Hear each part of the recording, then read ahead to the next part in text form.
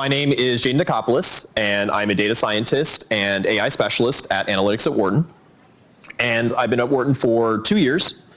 And before that, I was a data scientist as well at Rutgers University. And I've always been involved in data pipelining, data automation. I worked at the Department of Marine and Coastal Sciences, where I worked on edge technology, underwater gliders, satellite data, literally things that we would throw off the boat, getting the binary off of it, putting it into an automation pipeline, feeding it through, and then getting researchers' data to make publication figures. So I've always had this background in automation and getting machines to do things for me. And then within the last 2 years, with the boon of AI, I got into it when it was before ChatGPT, and it was the Text DaVinci 2 model with a faculty professor here. But yeah, so let's get started. Let's figure out why we're here. But also first, I always got to plug my department. So we run the Analytics Accelerator, and it's a wonderful program where we get students to create student consulting teams of all different levels. So we have business engagement leads who are our MBAs. We have engineering students who are our analysts. And you get to work with actual companies using real-world data sets. We work with companies like McDonald's, Fox Entertainment, and they come to us with their data and their business questions, and we create these student teams that work on these problems.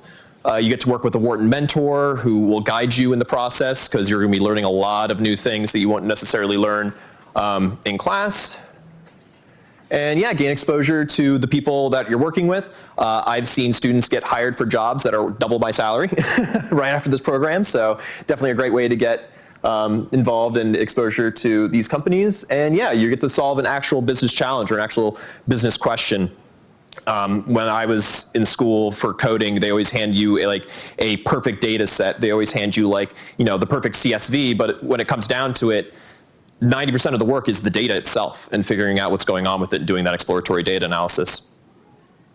And yeah, once again, here are the companies that we work with, a lot of big names, and they're awesome. They're great. So we have some other offerings. We have our online modules. If you think that I'm talking too fast and you would love to hit pause on me and go back and rewind, we have online modules. We have Python, R, SQL, and soon an AI offering. It's just a great way to have another resource to learn from. And this Friday coming up, sadly registration is closed, but we have our first Hack AI-thon. And is 2 tracks. We have a non-technical track and a technical track, and it's just getting students or giving students the ability to create some apps like one we'll see today in a competitive environment. All right, so what is artificial intelligence and what has its impact been? So artificial intelligence is a branch of computer science that aims to create systems capable of performing tasks that require normal human intelligence. So we are recreating humanity, right? We're recreating the human response. We're recreating a person. So this is obviously going to have an effect on the business world. We're increasing our efficiency, personally delivering customer experiences, making that better for people, driving innovation, and optimizing our operations. So, but going forward with this, we have to be very thoughtful on the ethical implications, and what this means for managing these new resources. You're going to gain a unparalleled competitive advantage using these tools. There is nothing like this out there. That's why we're seeing billions and billions of dollars being thrown into this money pit that is AI right now. Everyone believes it is going to be the future, and everyone wants to gain this new competitive edge in the market, right? Why we're all here today. So the agenda, we're going to go over a little bit of how AI can assist or even be your business, some of these great tools. Understanding the basics first, because it's always good to have, have a good starting position and making sure we're on the same level. We're going to go over the toolkit, so things that you can start using today, things that will help you enhance productivity, and tools that will allow you to do market analysis and even model development. And we'll end that with a live demonstration of that tool that I had before. All right, and then we're going to talk about, and this is the part that I want to talk about the most, is AI even feasible for your business? There's a lot of costs that are going to be associated with this, and it's, as much as we all want to jump into this, it's not necessarily the best idea to go in blind. So we need to think about how ready we are for this and whether or not it's going to work for the business, the cost of implementation and not just monetary, and we're going into the risks and ways to mitigate those risks because we're going to become dependent on this technology, right? Like we become dependent on our phones and everything else that's come out. And then demystifying a little bit, is it another hype technology? Who remembers blockchain? Who remembers when drones were going to be in this, like the sky all over the place and things like that? Like, there's always a new technology that's coming out. Is this just like another fad? Is this another, hype technology? All right, so understanding the basics. So as we know, artificial intelligence, right? It's a simulation of human intelligence, and we're doing things like giving it natural language processing.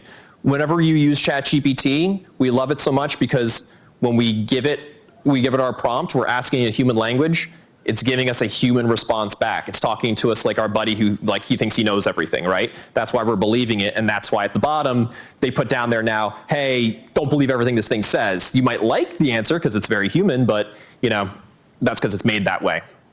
Gets into speech recognition, decision-making, the many, many different tools of AI that we know. So machine learning is a subset of AI, and it involves computers learning from data to improve their performance on a task without being explicitly programmed for that task. So before AI, we had machine learning. Machine learning was just a great way to take mass amounts of data, training models, and being able to focus them in one direction, right? And then a subset of that was using neural networks. So the very basis of all of this is that we've made these computers think a lot how we do and how our own brain functions. We have a neural network. We have a web of inputs that are being put through some sort of algorithm, some sort of pattern finding process, and then getting singular outputs. Those singular outputs are fed all the way back up through. That pattern finding, that recognition, that identifying variables, that gets fed all the way back up through the model from the base. And it's all obviously that's all thanks to the large volumes of data that we have available to us today. Everyone's collecting data on everything. All right, so some more AI jargon that you're going to hear. There's a lot of terms going to be coming through this. We just heard 4 of them. Here's another bunch. This one is my favorite, and I believe the most important, because this is the one where cost comes in. This is where you're going to be charged for when you're using AI. Tokens are the model's way of taking the amount of data that's coming in, so the letters, the actual text, it's about like 4 characters, so like one small word. Those tokens have a price amount depending on the model. So like the older models, it's like a fraction of a penny. It's like 0.002. Some newer models, it's like 1/10 of a cent. But if you're using large text and you're going to see long assistant messages and like large preamble, that's all getting fed into it, right? So it's the process of converting text into a certain form so they know how to charge you. Next, I got into a little bit already, but natural language processing, NLP, is just a branch that helps with understanding and interpreting and manipulating human language. So, like I said, that human answer in, human answer out. The other part that's amazing about this technology is because it's a pattern finding basis, languages and translating between languages, they're better able to pick up on like colloquial terms and like things that you would not necessarily, it's not like a one-to-one translation like when you put something into like Google Translate. It's just not what's this word to this word, but actually the pattern of words itself.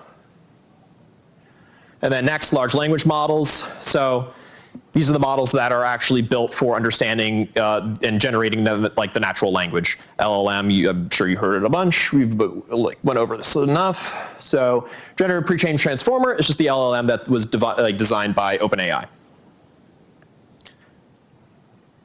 So do we have any quick questions on OpenAI technology and terminology? Yes. Oh wait, hold on, we have a microphone. Hi, yeah, so question on the monetization part of it. You said like this is where the cost comes in with the tokenization, how they charge you. So for like ChatGPT, people who pay like the premium, like I have a premium subscription, that $20 a month they've somehow extrapolated to be like, for your usage of ChatGPT and what you can get out of it, like $20 is going to help us create Exactly. profit. Okay. Yep, exactly that. So ChatGPT, it's a little confusing. OpenAI has actually two ways that they will charge you. So there is the ChatGPT subscription, and just like you said, they take this moment to they go and they're like, all right, the average user is using about $20 worth of text from this. So they feel like that flat rate is enough to cover your monthly usage. As someone who uses the other part where they charge you, which is the API, which is where it's the application programmable interface, and that is it's the code. So whenever you make you ever put in a question into ChatGPT and you hit enter, you're pulling what the API is. It's a code that's hey, I have some inputs, give me the output.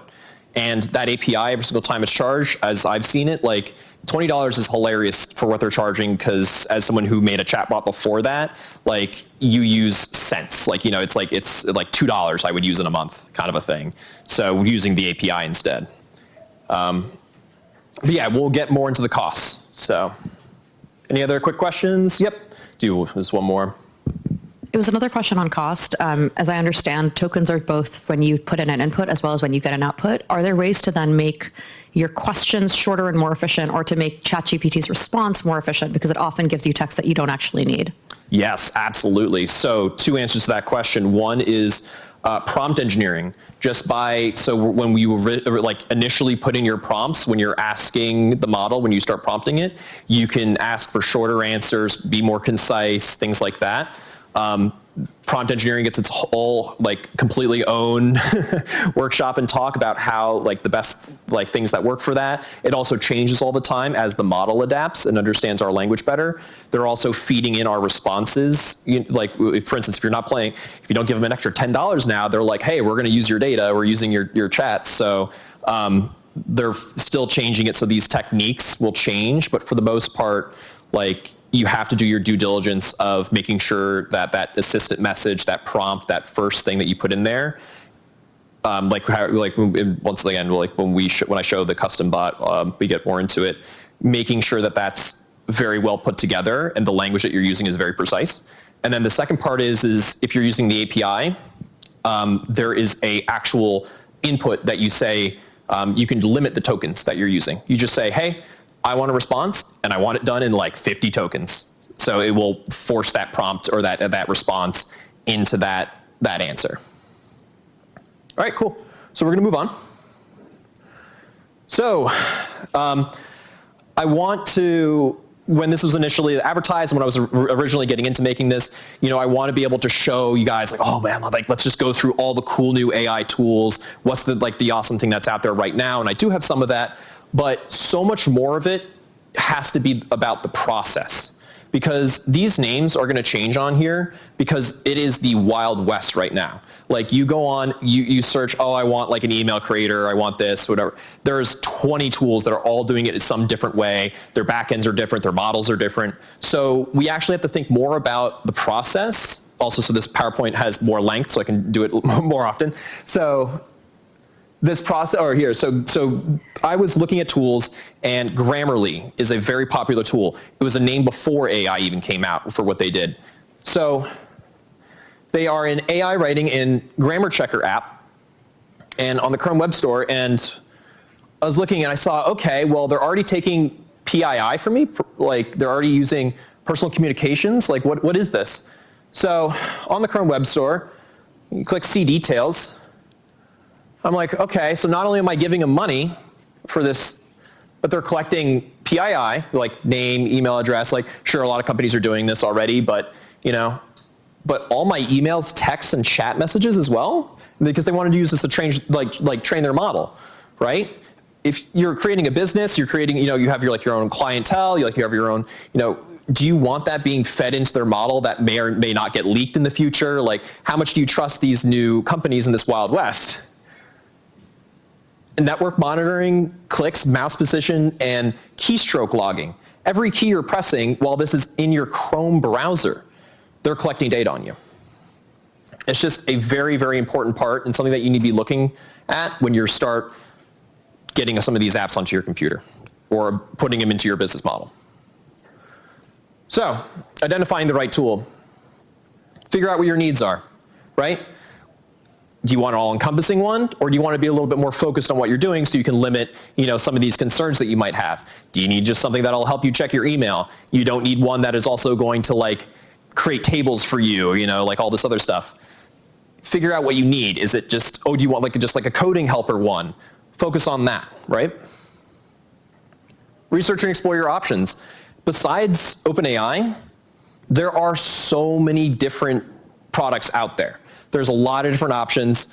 There's no this is the best one, and whatever. Like, even then, if there are, they're going to get toppled just because of our wonderful capitalistic market. So there's a lot of companies and only a handful of established ones. Big ones are coming soon. I don't know if you saw it, but I got it on my computer recently. I have like a little Microsoft Copilot logo now on the bottom of my computer for my Windows computer. They're already starting to integrate that. I wonder what they're picking up on, what they're training on. Evaluate features and capabilities. So, like I said, lots of tools. One of the best ones that I found that helps a lot with these multiple different tools. If you have one API key, so if you have OpenAI, you get you can have like a key that you have set for your subscriptions. That one key you can plug into a lot of these different services, and it works for all of them. So you just have this one ChatGPT or you have the OpenAI subscription, or you're paying for the API, you just put that key into all these different models and it works.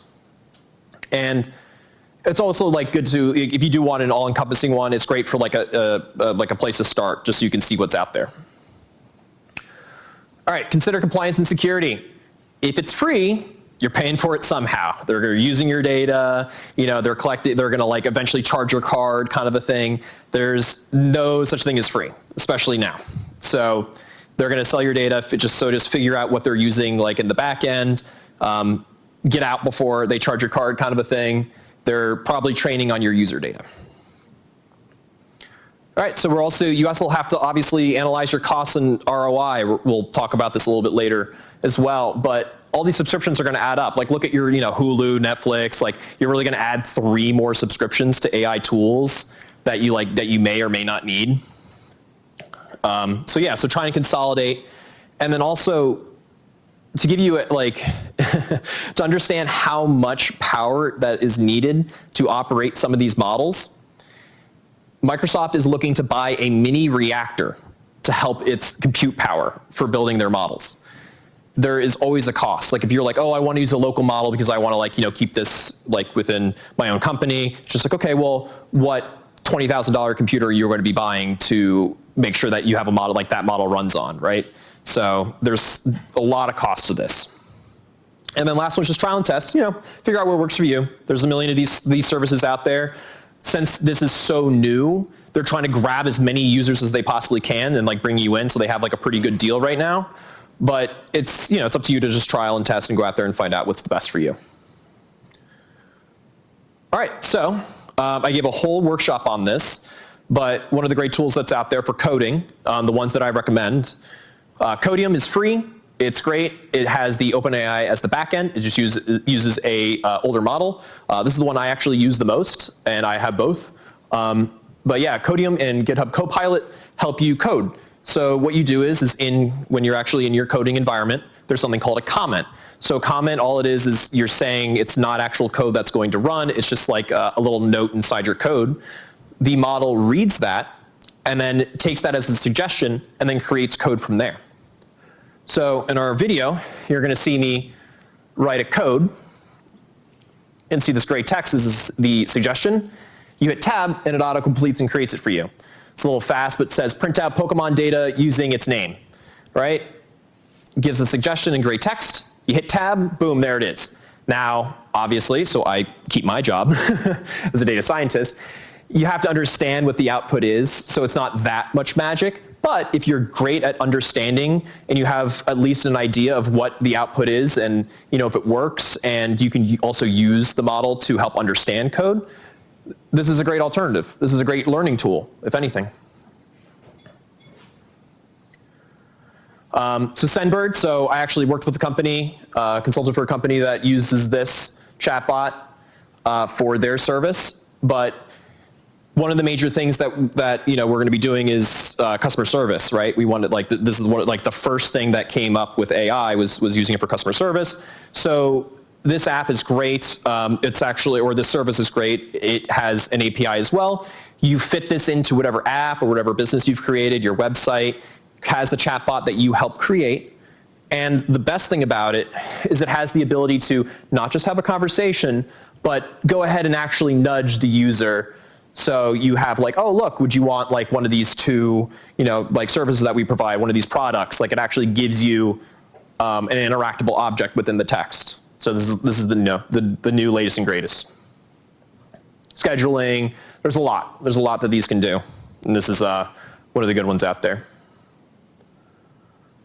So enhancing productivity. We all know ChatGPT for the most part, so I didn't put it up there. But Notion is a great one. There's actually students on one of the accelerator projects are working on this. I don't know if they're using the AI part of it, but you're able to consolidate all your notes. So it has all your notes, all your meetings, and the bots will feed off of it's eating all that text information, all that data, hey, when you have this meeting, the meeting notes that you took from things like that, and then it gives you a option to talk to them. So oh, hey, the meeting last week, what was it about again? Gives you very quick, high level, reminders and interactivity with the notes that you took before. So yeah, what is the web team working on this week?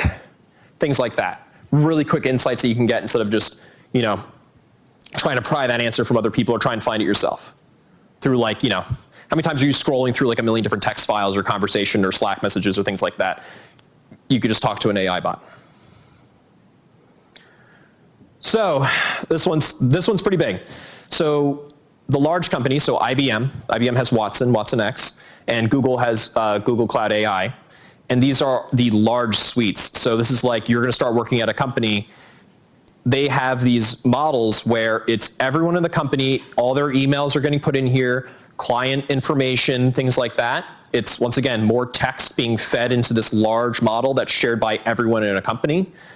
So on the left here, you can see a little bit, but it'll have, named entity extraction. So fact extraction, questions about an article, finance Q&A. So not only just asking questions simple stuff oh, meetings, things it's just what insights can I drive from this meeting that we've had? What does this mean to our customers, right? You're having a more focused model because it is being fed an entire company's worth of data. So just a quick video of that. Right? It even has marketing email generation. Not going to say which company that we're working with, but they take 22 days to make one promotional email that gets sent to you. So you get those in your inbox all the time. It's just oh, 20 sale, 20% off. It takes them 22 days to make that email. It's crazy. So imagine having AI help speed up that process. That sounds like an entire project. But yeah, so you choosing your model. So that's another thing that's coming up a lot. So especially within these, shelled in ones like IBM, they have their own models that they use. So it's not necessarily ChatGPT in the back end, but they have multiple models that do different things and respond in different ways. So you get to actively choose one before you get into it. All right. Questions on AI tools? Could do a couple. Yeah, absolutely.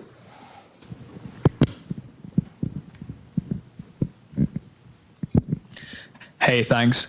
You said that you're not too worried as a data scientist because of Copilot. I assume you've seen the Devon runs over the past 3 weeks. Really interested to see what you think the timeline is on that standard of software generation, being completely automated. Yeah, absolutely. No, yes, of course. It's always, whenever I give these talks, it's within the last week, something crazy comes out that I can't fit in just in time. But this is the same thing that's been happening for my entire data science career so far. And there's always going to be some new tool, some new thing that comes out there.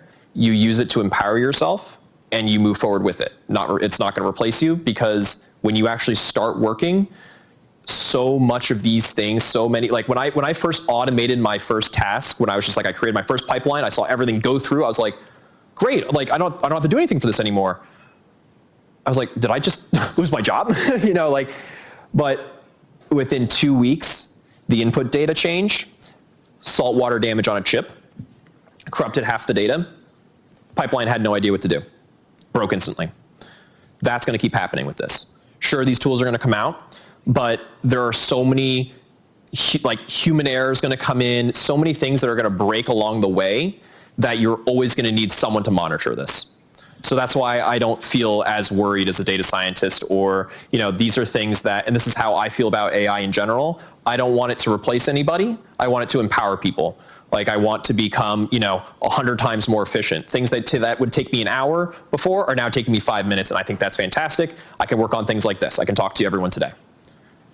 So, exactly that. Over the weekend, actually, I had something come up, and it's something that would have taken me all weekend, and it took me all of 10 minutes to code because I had help with AI. So, and I was able to focus on other things in my life. It is scary, though. I will say that. Any other questions? Like one more? Cool. All right, so what's the best way to get started? So, all right, now that I've yammered on about this the entire time, how do we actually get into it? How do we actually work on something like this? Where do we get started? And the easiest way to do it before is ChatGPT. So ChatGPT has these assistants. They're great. You're creating, it's just a really straightforward, GUI way. There's like an interface to do it. You give your assistant a name, a short description about what it does, the actual instructions, like, focus on what's going on, like what the actual role is. And then you can do things like give it the ability to browse the web, create images, interpret code, and for this, knowledge. You can upload files to it. So while you have this amazing, model, whatever model you're using, it's great, but it's trained on Reddit comments and Twitter comments, which might not always be the best. So you want to give it more of a focus. So that's why they gave you the ability to upload your own files and give it a more focused knowledge, a new pool to pull from when answering questions or when people are using your bot. So when the API first came out, when all the, like half a year ago even, this moves so fast, API came out, people were able to do this on their own, figure out ways to do this through code, right? Then ChatGPT came out with this, and it just nullified so many different startups who were doing this. And then anyone can do it. So they really, put this in the hands of everybody, and they have a whole store where you can get likes. And I think they even said that they're going to start paying for people who use it because they want people to stay in their ecosystem. This is only available to you if you give them $20 a month, right? So there's a cost to everything. So not great, but this is one that I made for our accelerator that I was talking about. So you are a business engagement lead. You're like, oh man, it's like week 3. What am I supposed to be focusing on? Who am I supposed to be emailing? Things like that. So I made a bot that was specifically for our student program for students to ask questions to when it's 3 a.m. and they know they're not going to get a response from me. So, but then kind of fell flat when I realized then it was only available to students who had $20 that they were going to throw at this thing, which is not something I'm going to ask of students. But I fed it our playbooks. I fed it a bunch of different, our PowerPoints, pretty much gave it like a syllabus, and it's able to answer questions extremely well. And because it absorbs all of that text. So I want to be able to share my apps. I want to be able to have not this, ecosystem where I have to throw in $20. Hugging Face, if you don't know about it already, is a lot almost like a GitHub for code. Hugging Face is the place for AI apps and machine learning apps for people to share. There's also a lot of data sets that are out there. So if you're hunting for data sets, they have a great data set library. And here they are. So they're called Spaces. They're individual apps. They're little apps.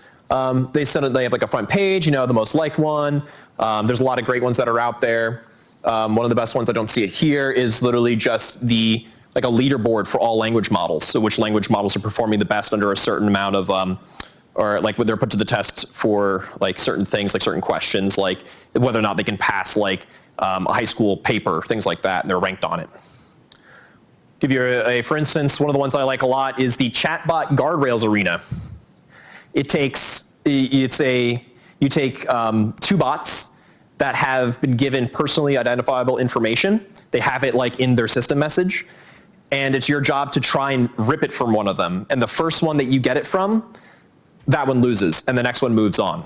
So it's a really cool way to see, like, and also they tell you and they show you what is the best like system message, like what's the best way to, write these pre-prompts.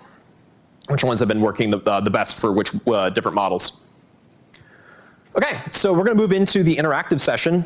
If you guys want to open this up, and if you want to follow along as well, I have the PDF linked, and that's to get into the bot. If you're having problems with it, try opening it on Google Chrome on a computer. Sadly, like I said, the part that allows you to log in is what breaks everything because it needs to have cookies enabled. Also, if it's not working, maybe that's why you need to have cookies enabled. But yeah, I'll give everyone a quick second to open it up.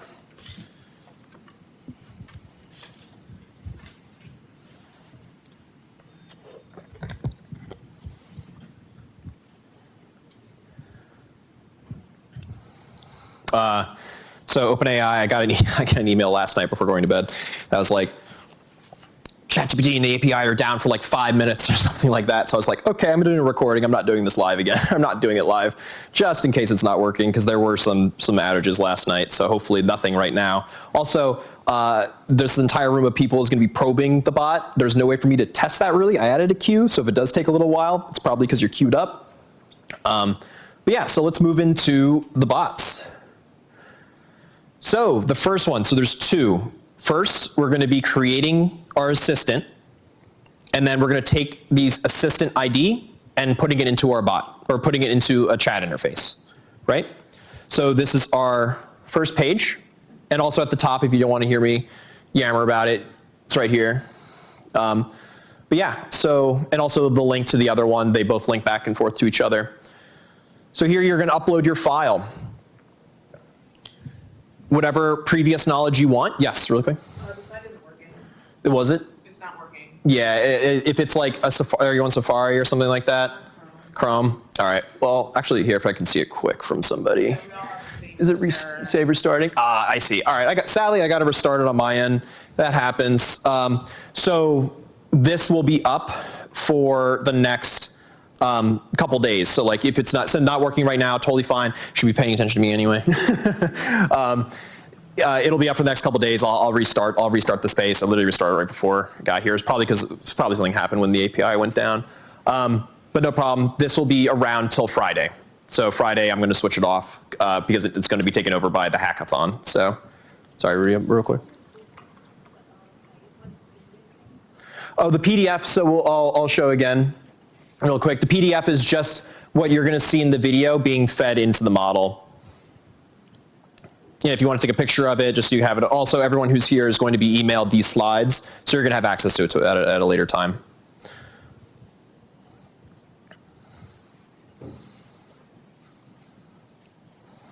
Or maybe it broke when everyone started to get on it because I'm trying to use the free version of it for as long as I possibly can. So this is what it will look like, though, when you get on there. You're going to have a place where you can drop your PDF. So just like how we saw for ChatGPT, you can upload a, so the way it works with the assistant is, or with ChatGPT, you can upload 20 files, and each of them can be 512 megabytes. That is a lot. So for this one, I limited it to just one file, but still up to 512 if you really wanted. But if you want something quick, that's going to be, like I said, those are your input tokens. So before you even prompt, before you even put a message through, all that text is getting put and fed into the model, and it's going to be part of your starting cost. So think about that when you're developing these assistants. So yeah, so you're going to upload your file. For this one, no one likes being audited. So I found a audit checklist for your business, and it'll be our new, it's called Legal Leo. Leo's the name of my dog. And Legal Leo is going to help you from being audited, right? So yeah, so we drop our file, we put in our assistant name, and the assistant message. So you'll see it here. You want to start with so I said, you are Legal Leo. You are a helpful, you are a person who helps entrepreneurs with being audited. And this message is going to change. This is what you're going to be, have actually hire somebody to make sure that they stay on top of this, because you don't want people, getting into the back end of your stuff, like getting into the personal identifiable information, getting into what you're actually feeding into the models, things like that. This system message has to be pretty robust. For the sake of this, I made a very quick one. And then, so then what's going to happen is we're also going to, at the very bottom, once we're done with our assistant message, our name, and our knowledge base, you're going to get an assistant ID at the bottom. And we're going to plug that ID into the chatbot. And then we can just start having a conversation.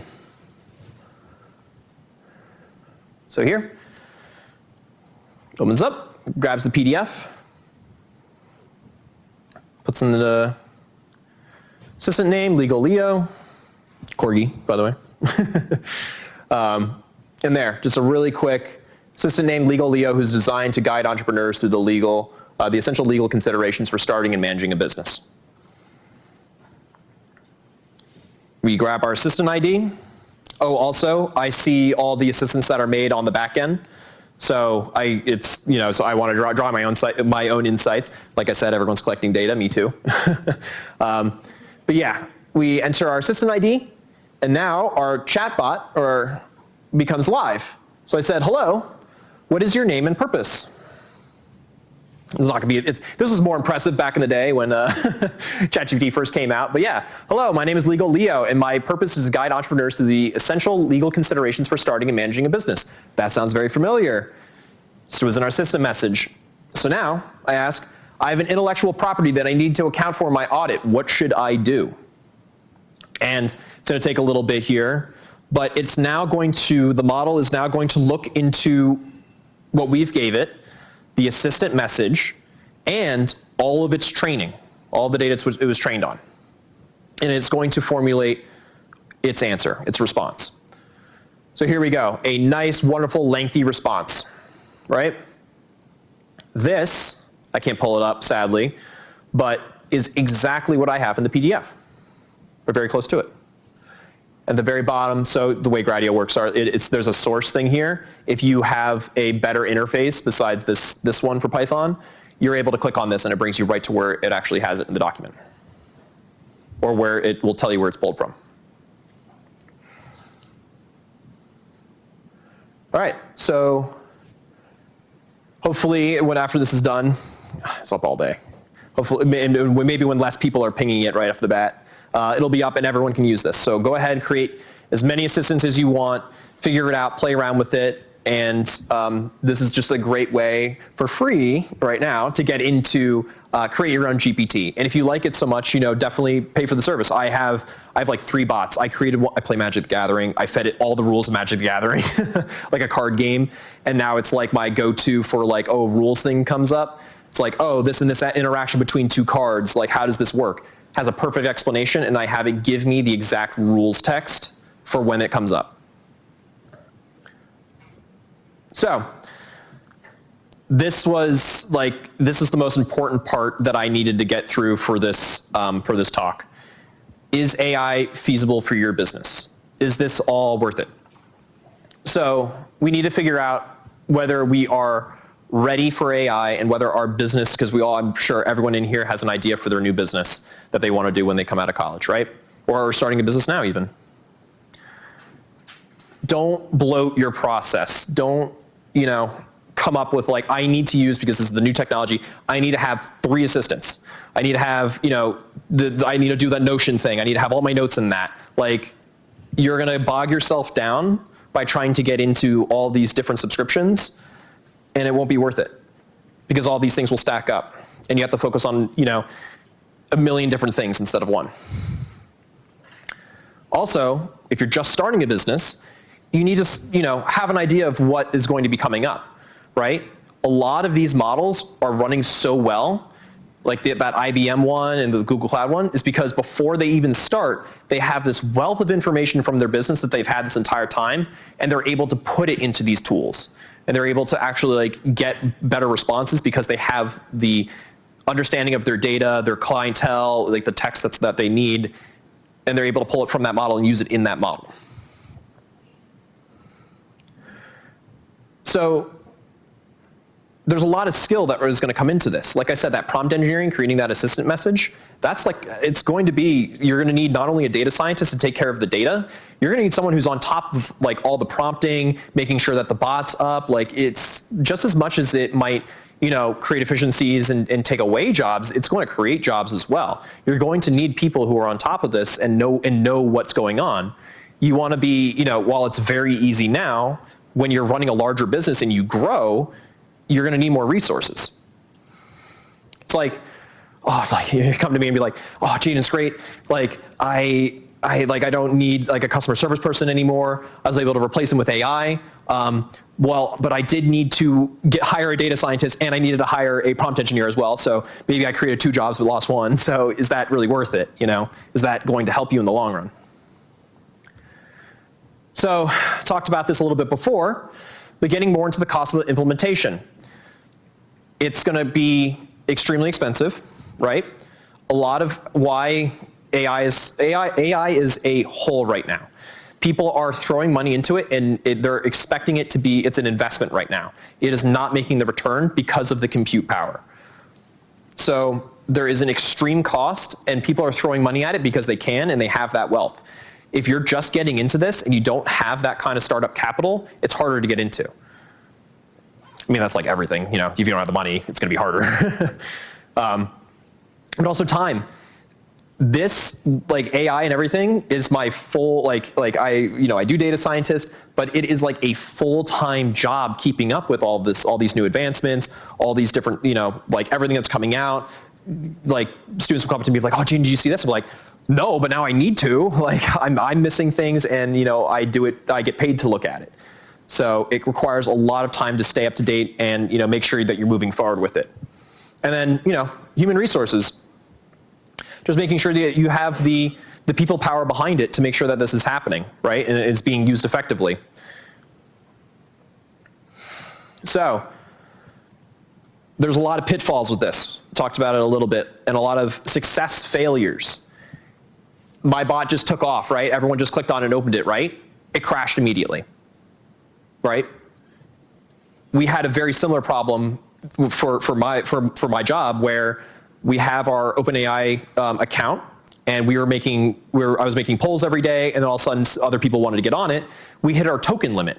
It's not an infinite pool that like OpenAI wants to is like, oh no, just like keep polling. Like they're like, no, we need to set a limit, because we don't want some like bot going out of control or whatever. So we had a $200 limit on our tokens, and we hit it. Everything failed.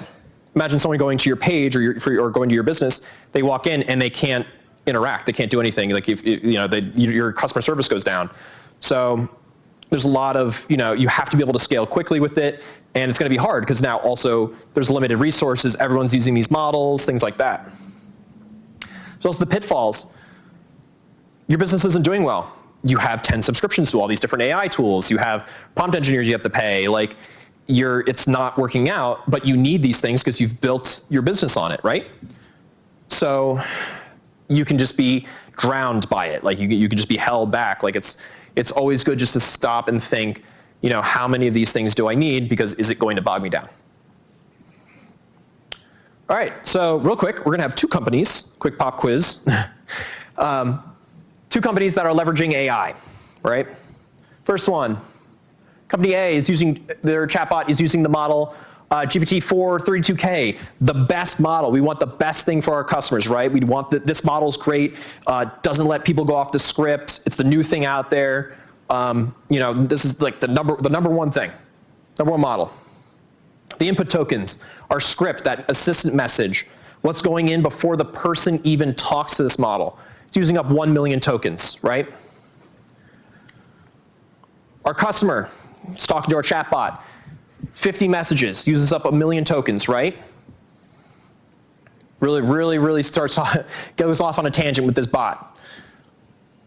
Costs $200 for this one chat session. These are real numbers. They did end up buying the $16 t-shirt and socks combo though. Is this a business that is leveraging AI properly? Company B, 3.5 turbo. Perfectly good model for what it needs to do.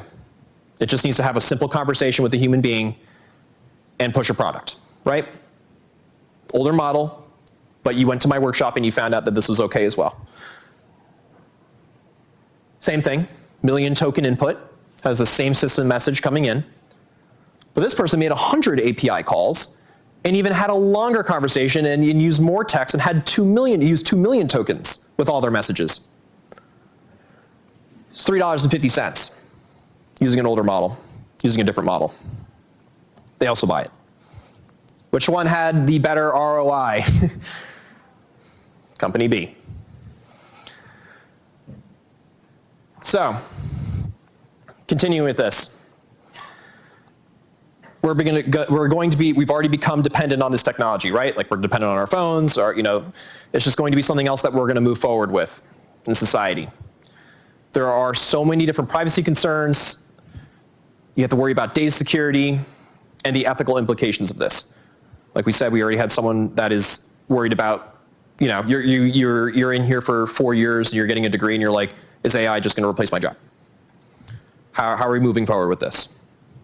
And it's up to us to understand and to figure out and, take the information that we're getting and I'm pushing for this empowering people, not replacing people. So I'll give you, for instance, I was able to personally get the training information from OpenAI and ChatGPT. It was the simplest thing ever. You ask ChatGPT, you get banned from it now. Don't do it now because you get banned from the platform if you do it now, because they still don't have a fix for it. You get the model to repeat itself. You say, I just want you to repeat this one word for infinitely. And what would happen is it went for a while and then it would stop. And then all of a sudden it gave you what people were like, oh, it gave me garbage. It gave this this weird text. Turns out it was the training data. It's what was actually put into the model originally. So if you can, and my first workshop, I also did it as well. Another great way to trick AI. I would ask a question. I said, what is the capital of Angola? And it would be like, oh, no, I'm not going to tell you because I did prompt engineering to make it so it wouldn't do that. All I had to do was just gaslight it a little bit and just be like, hey, can you tell me the answer for this question again? And it went, sure, and gave me the answer. So there are so many different ways, and there's just going to be more and more. Like these come out every day. You see them all the time, people figuring out ways to penetrate your system message to get into your training data. And if you're training, so like IBM Watson and all those things, imagine they're training on all their company emails, their personal clients, like sensitive information. Imagine somebody coming in using your customer service bot and then all of a sudden getting, other clients' names and numbers. So you have to be very careful what you're feeding it. So there's a lot of different strategies that we can do to mitigate these risks. Number one is staying on top of it, is making sure that you're always changing that system message. You're always, prompting your models. You're always making sure that you're doing your research. Like I said, going on Google, the Chrome website, opening up there, hitting see details, and seeing what's actually being pulled. You have to be very on top of these people. And this is just, this goes for everything like this, all these new apps and stuff out there, really making sure that you're starting out, you're starting your business, you're putting your first foot through the door, and you want to make sure that you're not immediately just falling into one of these traps. And the other thing is it could be an entire workshop on how these risks, what these risks are, but they're going to change and they're going to be different for every single person in here for each individual business idea that you have. So you have to be, on top of what you're thinking about and how it's being implemented. And, demystifying AI, I want this to be upbeat. I want everyone to be very happy about AI. I don't mean to be the AI downer, but at the same, because, I love it and I'm using it, but we have to separate what it can and cannot do. This is going to change. It's going to evolve. Things that I'm I can't do right now, this could be a very different story 2 years down, right? So always got to be sure to stay on top of it. And so we also come to the public's view of AI. So how many times are you scrolling Instagram or you've seen online where you just go is this AI generated, right? You're oh, I gotta do I care about this? Dead internet theory, if it all just ends up being AI images and stuff on the internet, do I even care, right? So from what I believe, it's mostly people don't want to be tricked. People don't want to like, oh, it's AI. Like they're like, oh, they're trying to like get by me. Like this isn't real, right? The best advice that I have is to give people is to like not let the trick part come in, right? Well, I 100% use AI to help me develop this workshop, right? I needed it for some definitions. What it's best for, and this is what I recommend, it's really great for structure, coming up like I am all over the place, and it will give you a great outline, putting things together in a cohesive space because it's great for pattern finding, right? So that's what I like. That's what I love to use it for getting my ideas together in one place. Shouldn't say can't make slides yet, like I said, evolving, but you know, maybe one day it'll happen like that. But to give people a better idea of what's going on, it's good to stop and say, hey, I'm having some assistance with this, right? So, AI scrutiny and bias. I used some images, AI images during this presentation. My prompt was I wanted a entrepreneur interfacing with AI, right? That was my prompt for I need an image for my presentation of an entrepreneur interfacing with AI. What is the bias here? This is DALL-E 3. I made these last week. DALL-E 3 believes that an entrepreneur is a white dude in a blue suit who holds their hand like this. This was like 7 images. I couldn't make it make other people. I tried hard to do it. It's because their training data apparently just has entrepreneurs as white dudes in blue business suits. Do you want to build your entire business model off of something like that's, you know, trained on poor data, right? So that's why when you go and you move into the world of AI, understand that there's going to be biases. You're going to have to train your own models, right? And do your due diligence of filling your bots with the proper knowledge, so you don't have something like this. So some key takeaways. Determine if your business is even eligible for AI use. Don't complicate your vision, right? Don't fill yourself with all these AI tools because yeah, it's just unpredictable. It's still the Wild West. And if you want a stable business environment, you know, don't blow your system. And then when you're looking for these AI tools, always be sure to do your research and make sure the tool is right for you, and the costs in use, security, and bandwidth are not going to jeopardize your business. All right? Thank you so much for coming to the workshop.